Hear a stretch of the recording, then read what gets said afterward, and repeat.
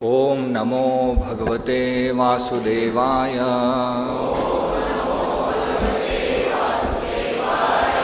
We are reading from Srimad Bhagavatam, first canto, title Creation, chapter 17, Punishment and Reward of Kali. Text 22. Rajo Vacha Dharmam Bravishi Dharmagnya Dharmosi Vrisharupadruk Yadadharma Kritastanam Suchakasyapi Tadbhavet. Translation by His Divine Grace, A.C. Bhaktivedanta Swami, Srila Prabhupada. The king said, O you who are in the form of a bull, you know the truth of religion, and you are speaking according to the principle that the destination intended for the perpetrator of irreligious acts is also intended for one who identifies the perpetrator. You are no other than the personality of religion. Purport by His Divine Grace, A.C. Bhaktivedanta Swami, Srila Prabhupada. A devotee's conclusion is that no one is directly responsible for being a benefactor or mischief monger without the sanction of the Lord. Therefore, he does not consider anyone to be directly responsible for such action. But in both the cases, he takes it for granted that either benefit or loss is God sent, and thus it is His grace. In case of benefit, no one will deny that it is God sent. But in case of loss or reverses, one becomes doubtful about how the Lord could be so unkind to His devotee as to put him in great difficulty. Jesus Christ was seemingly put into such great difficulty, being crucified by the ignorant. But He was never angry at the mischief mongers. That is the way of accepting a thing either favorable or unfavorable. Thus, for a devotee, the identifier is equally a sinner like the mischief monger. By God's grace, the devotee tolerates all reverses. Maharaj Parikshit observed this, and therefore, he could understand that the bull was no other than the personality of religion himself.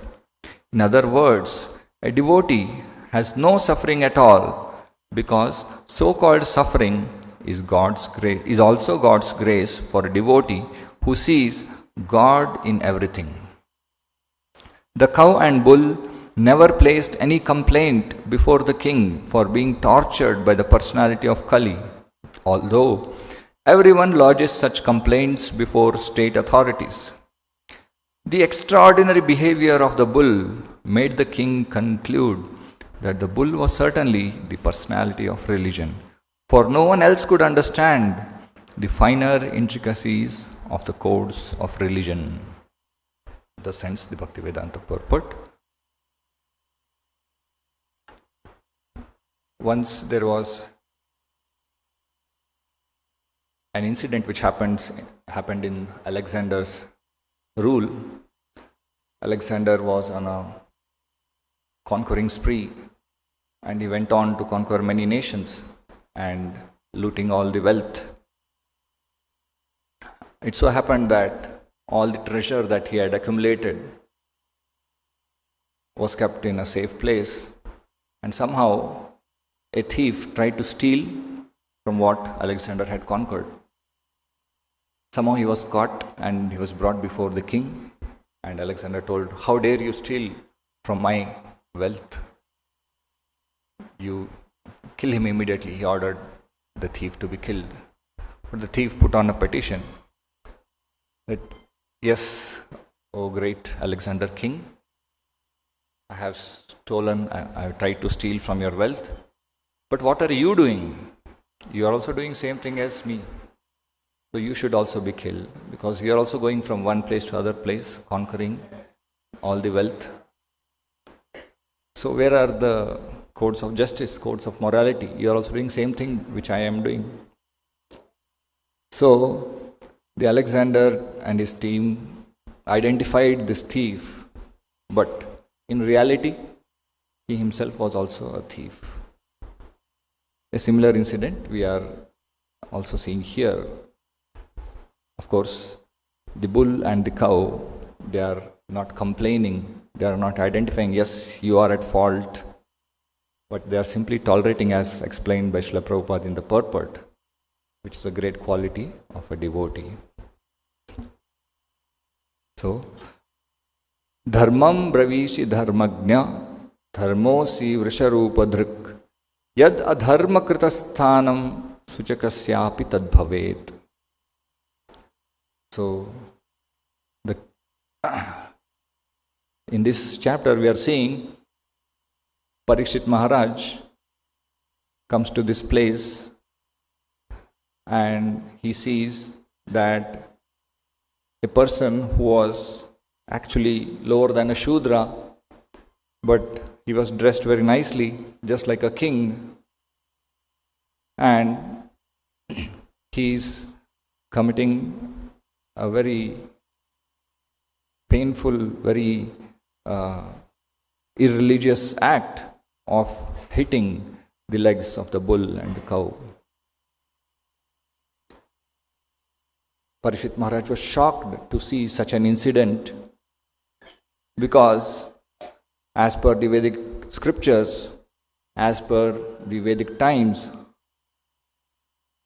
and as per the Shastras, the cow and bull are to be respected. They are actually to be treated just like father and mother.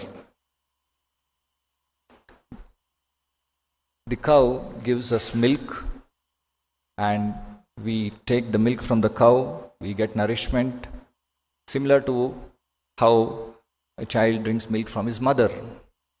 So the position of a cow is as good as our mother. So it takes actually common sense to understand, but sometimes when a person is in ignorance, it's very difficult for him to know and understand that cow is just like our mother. Some people think it is just another animal. And similarly, the bull is also just like our father. Just like our father brings us all good things. He arranges for all our food and shelter and living. Similarly, it is because of the bull, which is used to plow the field, that we are getting the grains, our daily food. So in that sense, the cow and bull are to be treated as father and mother. But Parikshit Maharaj was shocked to see that this person does not understand these things. A similar situation we can see in the present day age also, that people have no respect for cow and the bull, and they are mercilessly sent to slaughterhouses to be killed just for the enjoyment of the tongue. And on the other side, they claim they show love and respect to other animals, so much so that they urge to treat them just like family members, the dogs and pets. But they don't want to consider the cow and bull as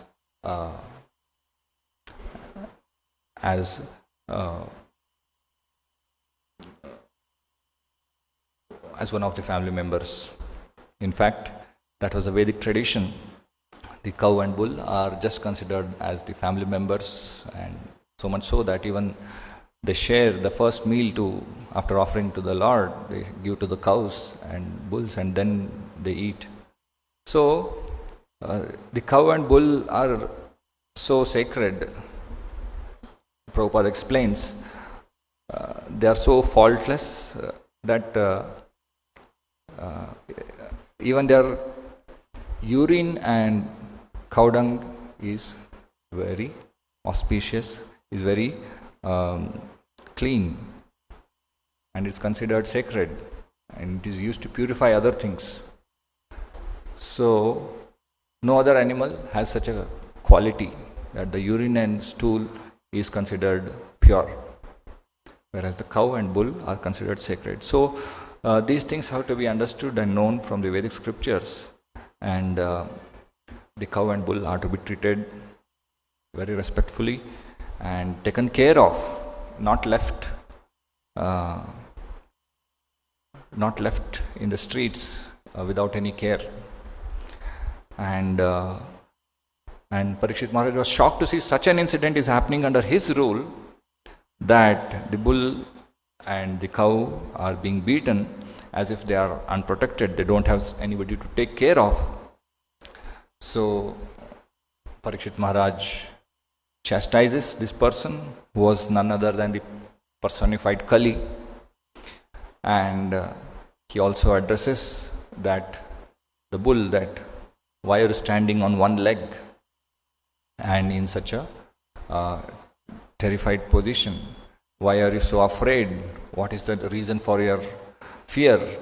Let me know, and I will remove that fear, and I will kill anybody who is causing fear to an animal like cow and bull. And in reply to that, the bull says that the bull does not complain that, yes, this person is causing me the trouble. Instead, in the previous verses, as we have seen, the bull says that we don't know exactly who is causing this trouble. Basically, as the acharyas say, the religion stands on 4 pillars, which are considered just like the 4 legs of the bull. And these pillars are austerity, truthfulness, cleanliness, and compassion. So actually, these principles are the basic codes, the main bones, the main genes of any bona fide religion. Any bona fide religion means it should have these elements: austerity, which is tapasya; truthfulness, which is to speak truth; cleanliness, which is to be clean inside and outside; and compassion for other living entities. If anybody is advocating a religion and it does not have these principles, then actually it's not bona fide religion, or they have misunderstood their religious principles.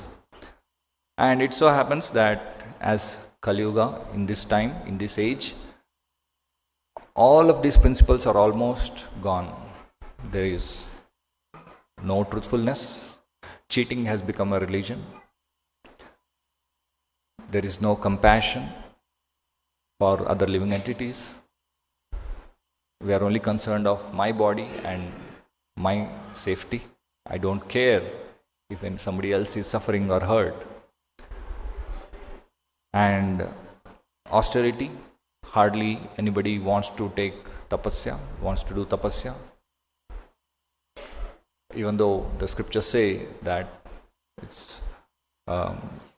it's very important to follow austerity, to do tapasya.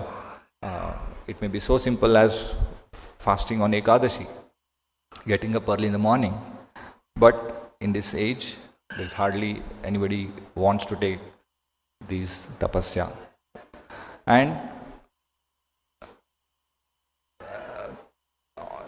austerity, truthfulness, compassion, cleanliness. So all these things are declining, and that's why we see that the bull is standing on one leg and almost. And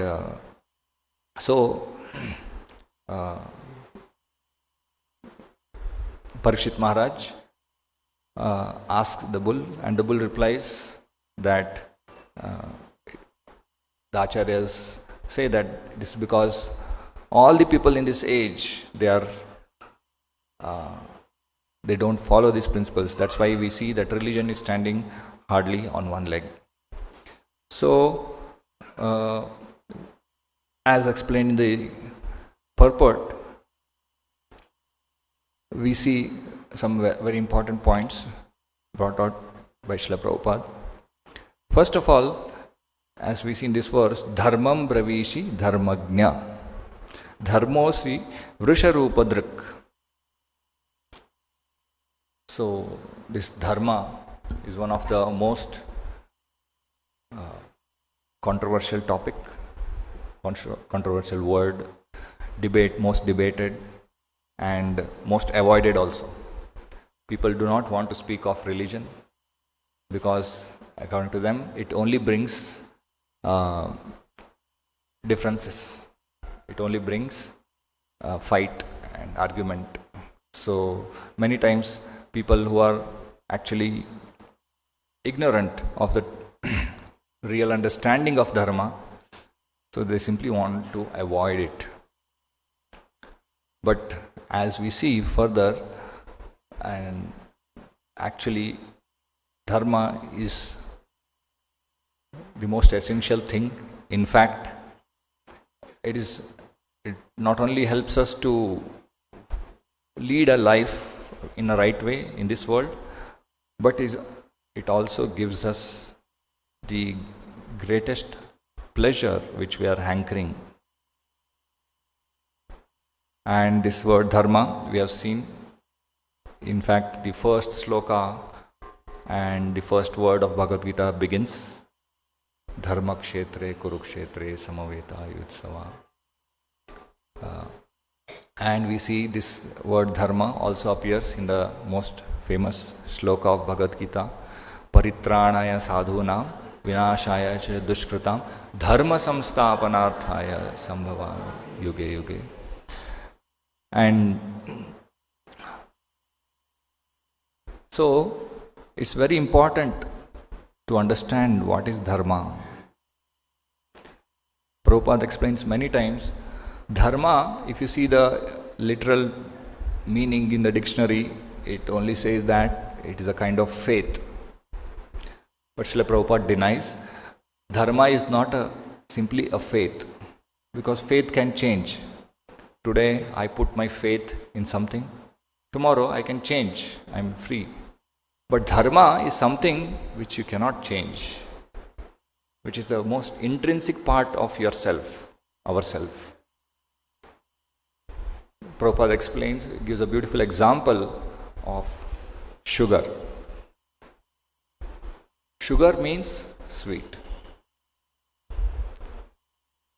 So sweetness is the intrinsic part of sugar. You cannot separate sugar and sweetness. So that is the way of understanding what is Dharma. Similarly, the water, it's liquid. The fire. Fire means heat and light. You cannot separate heat and light and fire. Fire means there is heat, there is light. So similarly, then what is, when we think of Atma, Sri Chaitanya Mahaprabhu gives one-line definition of the Dharma of Atma. Jivera Swaruphoy Nitya Krishna Das. So, the Atma means it is the servant of the Supreme Lord. It is servant of God. So this is the Dharma. Constitutional position. It cannot be changed. We may try to. Krishna has allowed us to experience without God, not serving God. He has made this whole material world just to give us an opportunity to try to understand whether we can enjoy without God. And He is aloof from this world. So, but nobody in this world is happy. So, we may try, just like a fish taken out of water, you may give him nice house, nice bed, nice food, nice sense enjoyment, but the fish will never be happy. As soon as it goes out of the water, it cannot be happy. The only thing which can satisfy the fish is when it goes again back to the water. So it's a constitutional position. The fish is made like that. So similarly, the Atma or the living force which is there inside this body, the personality, the living being which is there in this body, that Atma's constitutional position is, it is a servant of God. So that is called as Dharma. So actually all bona fide religions actually conclude to this point that yes, the soul is simply a servant of soul, super soul. But these things are misunderstood and some people do not know this fact. So that's why Krishna comes, paritrane sadhunam vinashaya duskritam dharma samsthapanarthaya. As time passes, the religious principles are lost. And to re-establish these religious principles, Lord Krishna personally comes or he sends his bona fide servants. And dharma is not something which we can create. Nowadays we are seeing new fashions of new stores of religion they are opening, and new trends they are trying to invent, portraying them as very cool and very without causing harm to anybody, like that, and so on, so forth. But what is dharma? From where dharma comes? So Bhagavatam explains, dharma svanushtita pumsam dharmam tu sakshat bhagavat pranitam navai vidur rasayo napi deva na siddha mukhya asura manusya kuto no vidyadhara charanadaya. Real religious principles are enacted by the Supreme Personality of Godhead. And although a person may be situated in mode of goodness, even the great rishis, the topmost planets, they cannot ascertain real religious principles, nor can the demigods or the leaders of Siddha Loka, to say nothing of the asuras, ordinary human beings, vidyadharas, charanas. So real religious principles are cannot be dictated by any of these people. The real religious principles are given by the Supreme Personality of Godhead. As stated in the Srimad Bhagavatam, the first religious principles are given by Lord Krishna to Lord Brahma. Tene Brahma Hridaye Adi Kavaye Muhyanti Yat Suraya. These religious principles are given by the Supreme Personality of Godhead. The very fact that we are ignorant, we have so many faults, we cannot create religious principles which are perfect. No. So, dharma means we have to know from the Supreme Lord Himself. And this knowledge is passed in the Guru Parampara system. What is dharma? This knowledge is also passed through the Vedic scriptures, Vedas, Upanishads, Puranas. But sometimes, even trying to understand Vedas from these Vedas, Upanishads is very difficult, very confusing. Sometimes, that's why here Parikshit Maharaj is saying, the extraordinary behavior of the bull made the king conclude that the bull was certainly the personality of religion, for no one could understand the finer intricacies of the codes of religion. Sometimes some things can be confusing. Just like stool is considered, yes, very dirty. But the stool of the cow is considered very pure. So, controversy.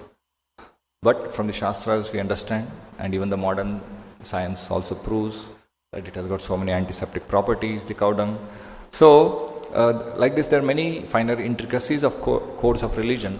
So, sometimes it becomes very difficult to understand. So, that's why Yudhishthir Maharaj says in the Mahabharata, Tarko pratishta shutayo vibhinna Nasa vrishir matam na bhinnam dharmasya tattvam nihitam guhayam mahajano yena gatasya panta. Tarko pratishta, simply by argument we cannot come to the conclusion what is right, what is wrong. A person may say, no, my explanation is correct. Another may say, no, my explanation is correct.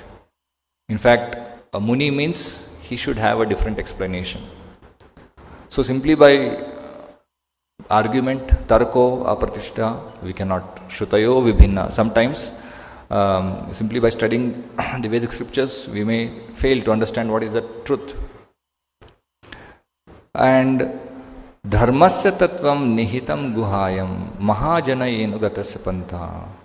The solid truth of religious principles is hidden in the heart of unadulterated self-realized person. In other words, we have to learn these principles of dharma from a bona fide spiritual master. Only then we can get to know what is the truth. That's why Krishna himself says to Arjuna,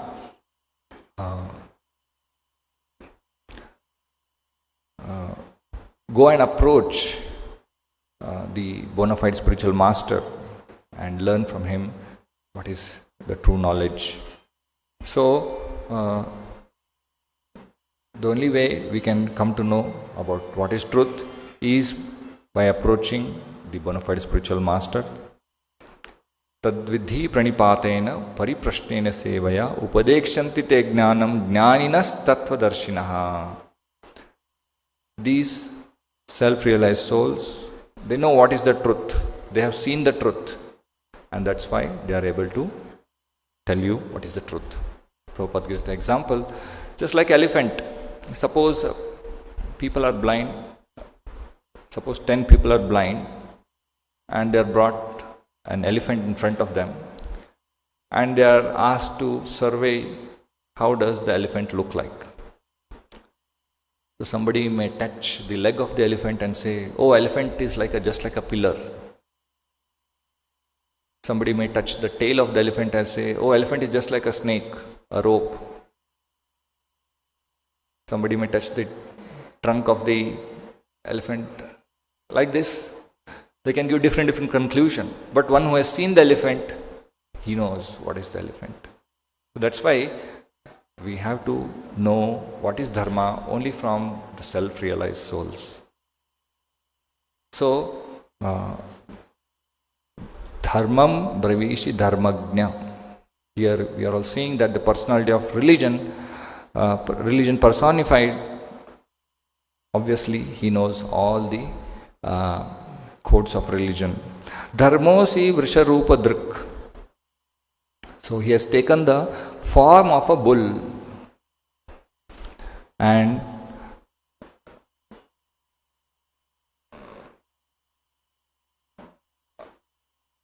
yad adharma kritasthanam suchakasyapi tad bhaved.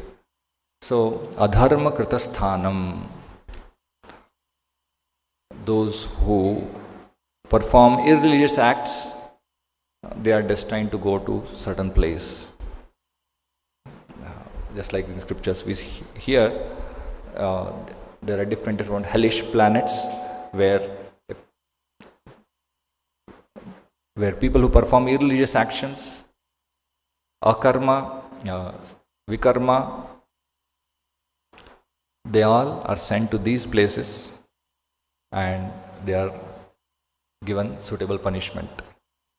So again, the present day attitude is that we can act in whatever way we want. We are free to do whatever we want. But that is not the case. Every action is accounted, and when we perform irreligious actions which are against the codes of religion, definitely we are sent to the hellish planets to suffer. Adharma kritasthanam. And also, here it is told, Prabhupada explains, a devotee's conclusion is that no one is directly responsible for being a benefactor or mischief monger without the sanction of the Lord. So, therefore, he does not consider anyone to be directly responsible for such action. So, yes, everything is being sanctioned by the Lord. But there is a difference between sanction of the Lord and will of the Lord. The Lord may sanction a particular event to occur, but definitely it's not the will of the Lord. So there is a difference between the sanction of the Lord and will of the Lord. Sometimes we complain why God is sitting quiet when so many painful events are happening in this world. So yes, the Lord has sanctioned these actions, and definitely there is a particular calculation, the karmic intricacies are there, and a person suffers. He might have not committed any wrong action in this life, but in his previous life he would have committed many wrong actions. So that's why sometimes the suffering comes. So he may not remember, but by the arrangement of the Lord, the person suffers or enjoys his own actions. So the Lord has sanctioned. But of course, the Lord does not will that anybody suffers. The Lord wants what the Lord wants. He has already expressed in the Bhagavad Gita. Sarva dharman parityajya mamekam sharanam vraja aham tvam sarva papyabhyo mokshasyami ma shuchaha. So he has already expressed that just surrender to me, come back to me, come to our original home, the Vaikuntha planets. But since we want to enjoy independent of God, this world is going on. So here we also see the devotee's attitude. He sees both, but in both cases he takes it for granted either benefit or loss is God sent, and thus it is His grace. In case of benefit, no one will deny that it is God sent, but in case of loss or reverses, one becomes doubtful about how the Lord could be so unkind to His devotee as to put him in great difficulty. So this is a very common reaction we see when we get in life so many things, good things, whatever we desire. We never complain, we never say that it is God sent. Sometimes we are so puffed up that yes, I have earned this happiness. I have worked so hard and I have earned my happiness. But the person fails to realize how did he get energy to do that action? How did he get intelligence to do that action? And finally, after the action is over, how did he get the fruit of that result? So everything there is sanction of the Lord, arrangement of the Lord. But that time a person does not see the gratefulness of the Lord. But when a person faces a bad situation, when a person suffers anything, that time we complain, how could God be so cruel? How could God be so unkind? I have done so many good actions, why am I suffering? So in this way we complain. But that is not the case of a devotee. So this attitude actually we should adopt in order to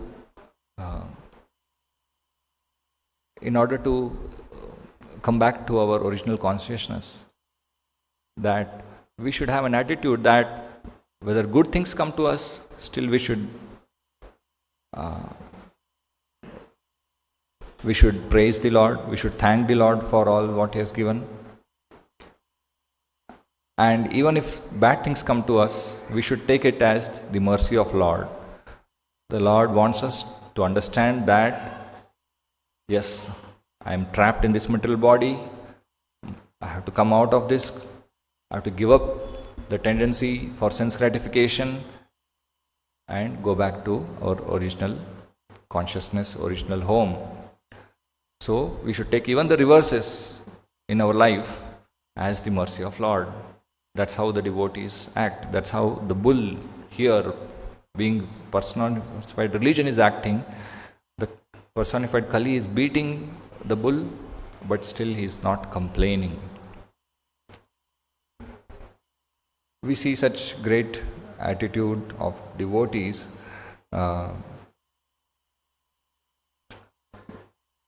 There was this, just like now Rath Yatra is happening, Lord Jagannath in Puri. Jagannath means the Supreme Lord, the Sarva Loka Maheshwaram. He is the Supreme Lord, and yet he has come in the form of a deity, and he performs many wonderful leelas along with his devotees.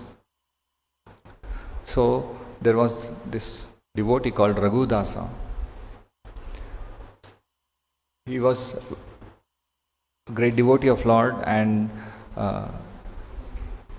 he was very simple, and all he wanted to do is to do some service to the Lord. And once he wanted to offer a garland to Lord Jagannath. So he gathered some flowers and used the stem of the banana plant to make a garland, and he went to the temple of the Lord and tried to offer.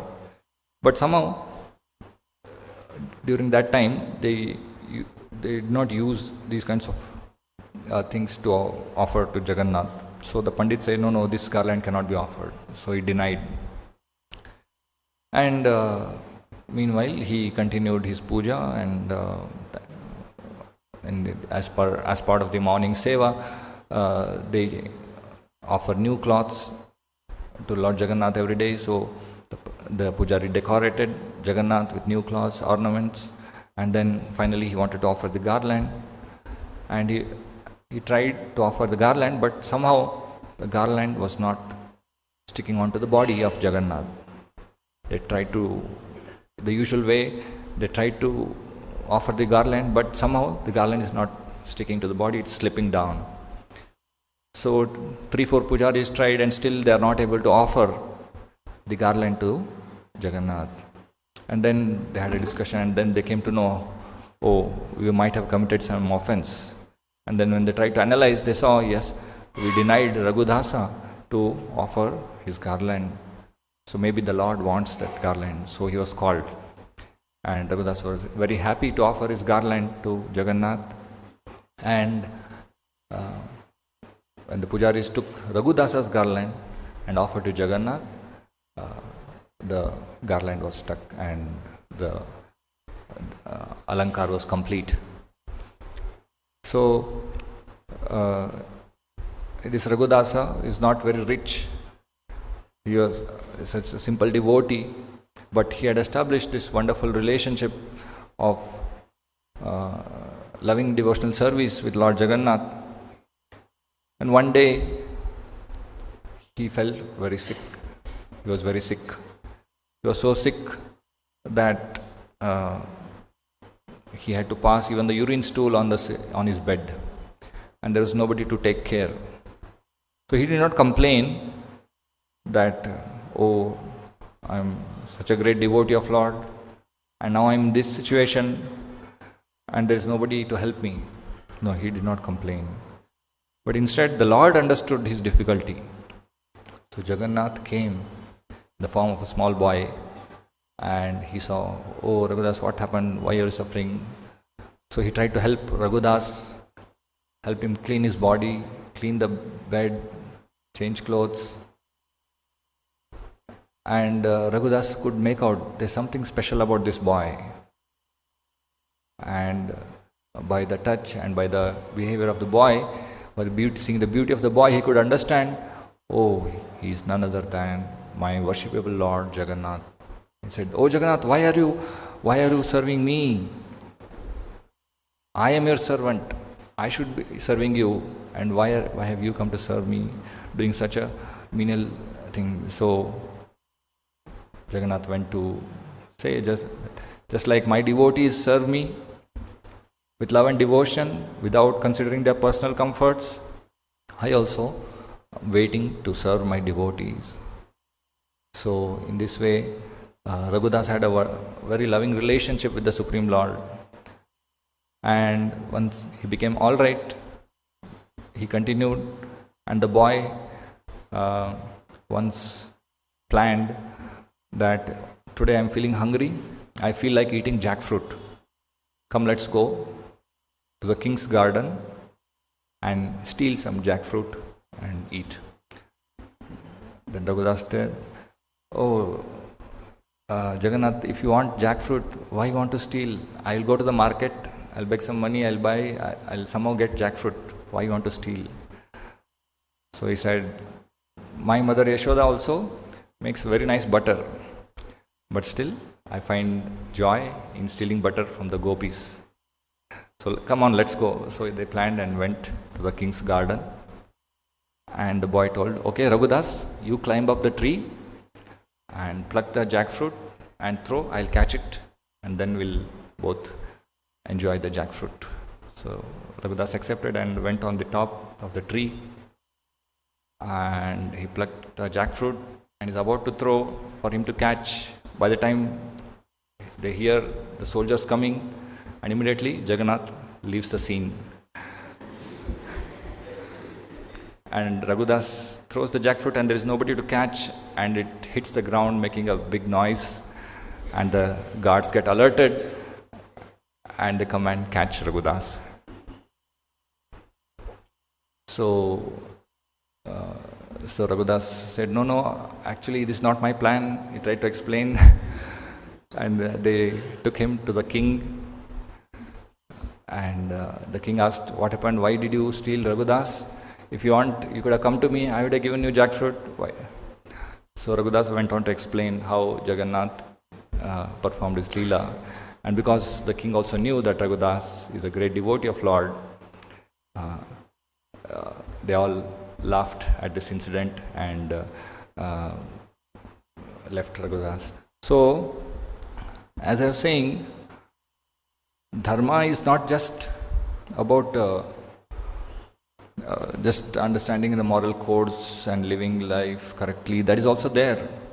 But Dharma has got a more important function. So,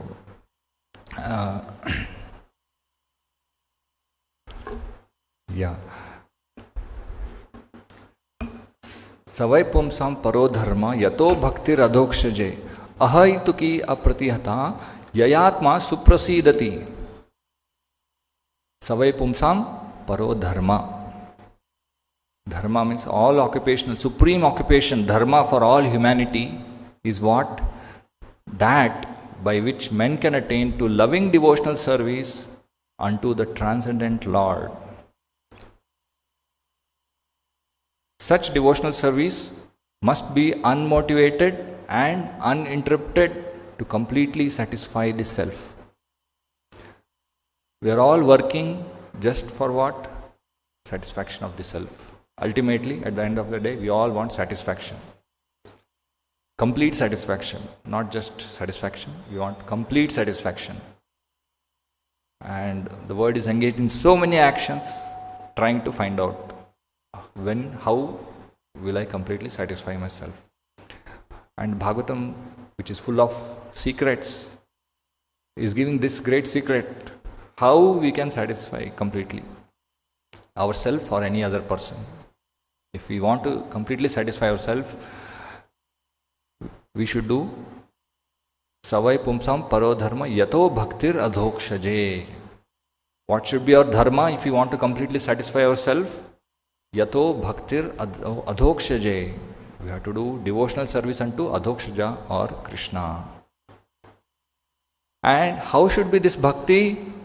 Ahaituki apratihata. It should be unmotivated and uninterrupted. Now, that is very difficult. Unmotivated. Unmotivated means you don't have any request, anything in return. You don't want anything in return. Hardly anybody does any action in this world. So suppose I say, you come and work for me freely. I'll not give you any salary. Who would like to work? Nobody wants to do work freely in this world. Even relation. You just have to love me, serve me, but don't expect that I will love or serve you. Now, who will accept to do such a relation? So, unmotivated. But yes, bhakti is one thing which a devotee does without any motivation. Chaitanya Mahaprabhu displayed and also explained the perfect bhakti is that which is unmotivated. Krishna, you may embrace me out of love or you may kick me away. Still you are my master. That is called as unmotivated bhakti and uninterrupted. It's not that, okay, I do bhakti for 1 day, 2 days and then I take a break. You can do, that is also okay, but it will not bring yayatma suprasidati. If you really want complete satisfaction of the self, we should do bhakti which is uninterrupted and unmotivated. So that kind of training is given by Srila Prabhupada, how to achieve this, how to do bhakti which is uninterrupted, unmotivated.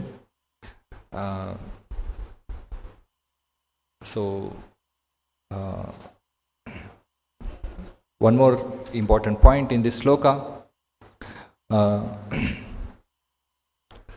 Srila Prabhupada explains that the devotee never becomes angry, just like Jesus Christ seemingly was put in such great difficulty being crucified by the ignorant, but he was never angry at mischief mongers. So when such situation comes, there are 3 kinds of reactions when there is any reversal. One is you become angry and you act. When somebody gives you some trouble, you become angry and then you either scold him, beat him, you react. There's one more, you become angry, but okay, you are able to control. But here, Jesus Christ was seemingly put into such great difficulty, being crucified, but he was never angry at the mischief monger. You see, it's a very fine difference. One is you become angry, you act, you beat, you scold. The second is you become angry, but you are able to control. But still you are becoming angry, which means still there is purification required. Whereas the pure devotees, the pure servants of the Lord, or those who have attained Krishna consciousness, they will never become angry. Anger itself will not arise, even though there are reversals, even though there are such situations. Why is that? Because their heart is always constantly serving the Supreme Lord. Their heart is always engaged in serving the Supreme Lord, thinking. So they are constantly tasting such higher happiness that they don't want to give up that. So a person is always tasting such happiness, just like Dasa, just like the devotees, Yudhishthir Maharaj, Pandavas, Hanuman. They are always serving, so they never become angry by such situations. So also, in the previous verses we heard, the bull is complaining and he's pointing out the mistake to people who are impersonalists. That is the cause of decline of religion, decline of religious principles. What is the bull pointing out? The bull is pointing out that because people have forgotten who is God, and they are advocating a philosophy that I am also God, you are also God, or they are saying that everything is Maya, everything is illusion. So these are all deviations from the truth. So, a very good example Prabhupada gives. Once there was a disciple who went to learn Vedic philosophy from a guru. Unfortunately, the guru was not in the parampara, and he also concluded same thing, that everything is illusion. So, after thorough study of all the Vedas, under the guidance of a wrong teacher, he at one point he said, yes, today I have completed my education, and he took blessings of the guru and he went out. And as soon as he went out on the road, and he concluded, he said to the guru, yes, my dear master, today I have understood I am also God, and today I have achieved self-realization. So thank you. And he went out and he went on the road. As soon as he went on the road, he saw that a big elephant is coming, and the mahout, who is riding on the elephant, he says, please make way. The elephant is today not in a good mood. It may harm you. Please make way. Please go away, move away. So the elephant was moving very fast, and this disciple is standing right in front on the center of the road. And then he begins to think, oh, I need not fear. I have understood I am God. So the elephant comes closer, and the mahout says, oh, why are you standing in the road? Please get away. You'll be hurt. And the disciple continued to stay there, and the elephant just came, took him, tossed him, and threw away. And he was left with a lot of injuries and bruises. And they went back to the guru and asked, today was my graduation day. I have understood I am God and I have come out, and this is what I get on my completion of education. So because the guru was also impersonalist, so he's saying, did you not hear the God saying, sitting on the elephant, that get out of the road?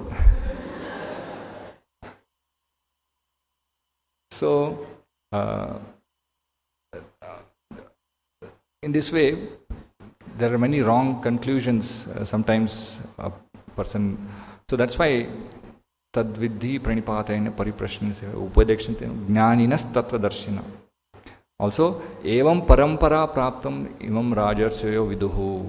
This knowledge has to be received in the parampara. Then only we can understand what is true religion, what is true dharma. Similarly, some people conclude that everything is just illusion. Just like there is one more story where a father, he was very rich. He had a lot of estates, a lot of land, and he was a very rich farmer, and he had 3 sons. So he wanted to give his property to the person who has got value, the right value for things.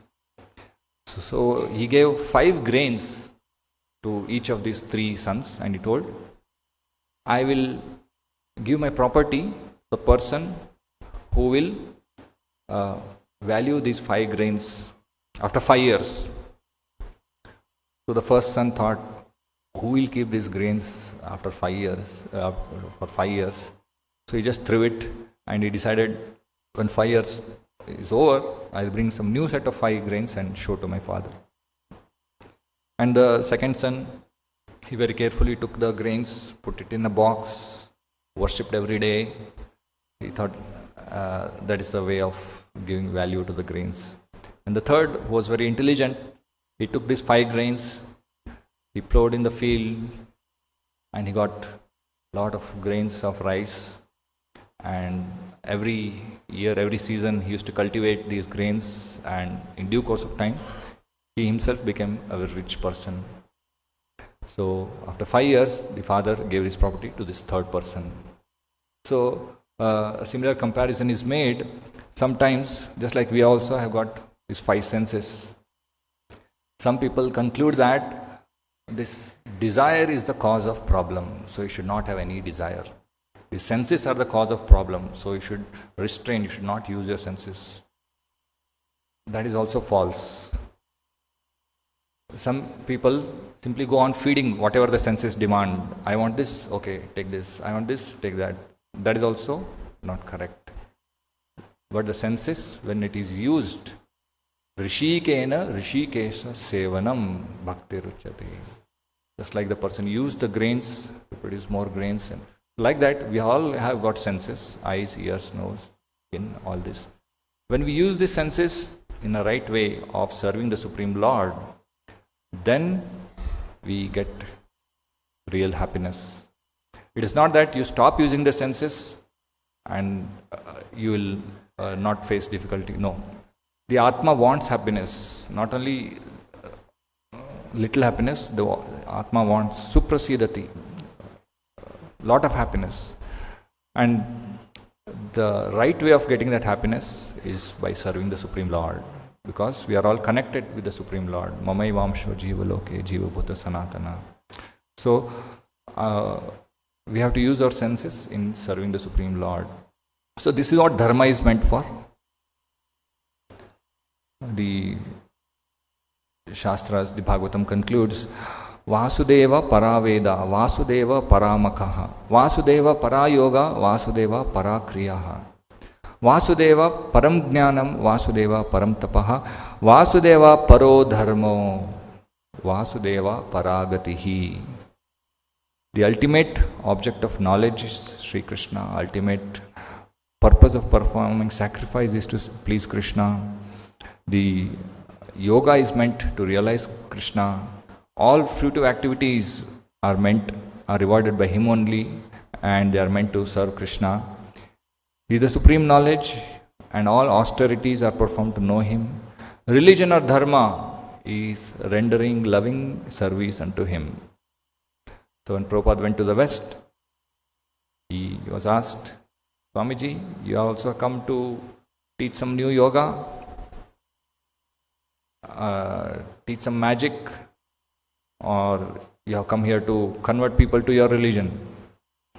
So Prabhupada simply said, I have come here to give two things. One is who is God, and how to love God. That's all. So that is actually Dharma. Dharma means to know who is God and how to love God. So these things are very important. We have to understand in a very clear way. And Srimad Bhagavatam is the ultimate book which tells us what is real Dharma and how to achieve real happiness. We'll stop it. Grantaraj Srimad Bhagavatam ki, Jagat Guru Srila Prabhupada ki jai.